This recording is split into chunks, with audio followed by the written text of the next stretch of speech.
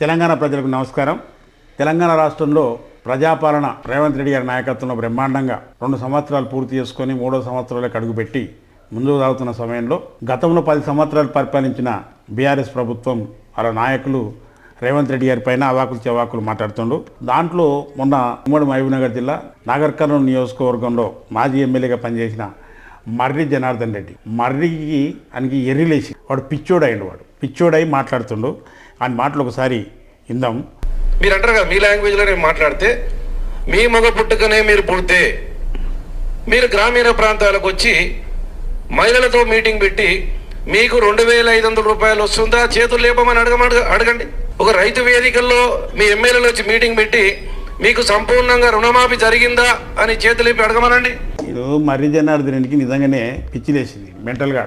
మర్రి జనార్దన్ రెడ్డి, నీ యొక్క జీవితాన్ని ఒకసారి నెమరేసుకో. మీ ఊరు తిమ్మాజిపేట మండలం నేరెళ్లపల్లి, కానీ నీవు వచ్చిన తర్వాత నేరాలపల్లి అయింది. ఇంత బద్మాషి కూతలకు ఓడిగడుతున్నావు. నువ్వు బట్టల దుకాణంలో పనిచేసుకుంటూ ఆ బట్టల యజమానినే మోసం చేసి ఆ బట్టల యజమాని యొక్క ఆస్తినే నిన్నేదో వాళ్ళకి ఎవడు వారసులు లేకపోతే వాళ్ళు నీకు అప్పచెప్తే అక్రమంగా అదే రూట్లో ఈరోజు ఆ జీన్స్ కార్నర్ అని, జీన్స్ బ్రదర్స్ అని చెప్పేసి అని రకరకాలుగా నువ్వు బట్టల వ్యాపారంలో ఎరిగి మీటర్లు కొలిచిన నువ్వు మాటలు నేర్చుకున్నావు.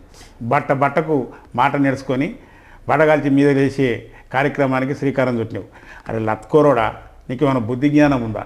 నీకు దమ్ముంటే నువ్వు నాగర్ కర్నూలులో గెలువు చూద్దాం. ఏం మాట్లాడుతున్నావు? నువ్వు ముఖ్యమంత్రి గారి నుంచి మొగోడు అయితే ఏ మొగోడు అయితే అనే సంగతి నీకు తెలియదా?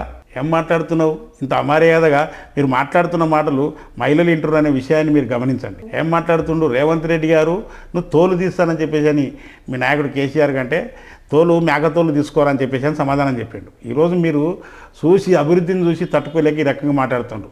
ఈరోజు అభివృద్ధిని చూసి తట్టుకోలేకనే మీరు మాట్లాడుతున్నారు. ఒరే తెరి జనార్దన్ రెడ్డి, మీరు మాట జాగ్రత్త అండి. పోలీసులు లేకుండా మీరు ప్రతి మన పోలీసులు ప్రభుత్వం ఉన్న తర్వాత పోలీసు వ్యవస్థ ఉంటుంది.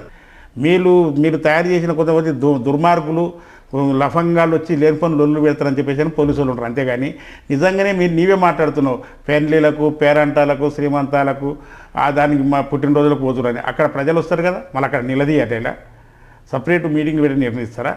ఏం మాట మాట్లాడుతున్నావు? మీరు మాట్లాడే ముందు జాగ్రత్తగా మాట్లాడండి.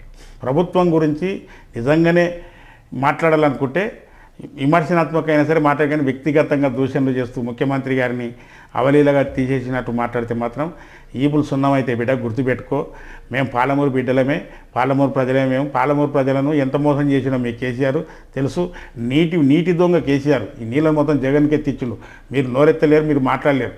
మన దగ్గర ఏదైతే పాలమూరు రంగారెడ్డి ఉందో ఒట్టిన దగ్గరనే కానీ ఇవన్నీ చేసిన పనులలో వాస్తవానికి సక్రమంగా డిపిఆర్ లేకుండా ప్రజల సొమ్ముని 27,000 కోట్ల రూపాయలు బొక్కిండ్రు. ఆ బొక్కిన దాంట్లో నీవు కూడా ఉన్నావు. అదే బద్మాష్. మరి నీవు ఇంకోసారి తెరి మాటలు మాట్లాడితే మాత్రం పలుగుతాయి బిడ్డ అని చెప్పేసి అని హెచ్చరిక చేస్తున్నావు. రేవంత్ రెడ్డి గురించి మాట్లాడాలంటే అర్హత ఉండాలి. రేవంత్ రెడ్డి ఒక ముఖ్యమంత్రి. ఈరోజు పాలమూరు బిడ్డ ముఖ్యమంత్రి అయ్యి ఈరోజు పాలన అందిస్తున్నది పోయి గర్వపడేది పోయి ఎవరికో మోసేతుల కింద నీళ్ళు దాగి వాళ్ళ గురించి భజనలు చేస్తారేమో దుర్మార్గులారా మీరు. ఇక నుంచి నీతితోనో నిబంధనతోనో మాట్లాడండి, అంతేగాని ఇంకేమైనా కానీ మాట్లాడితే మాత్రం మంచిగా ఉండదని చెప్పేసి హెచ్చరిక చేస్తున్నాం.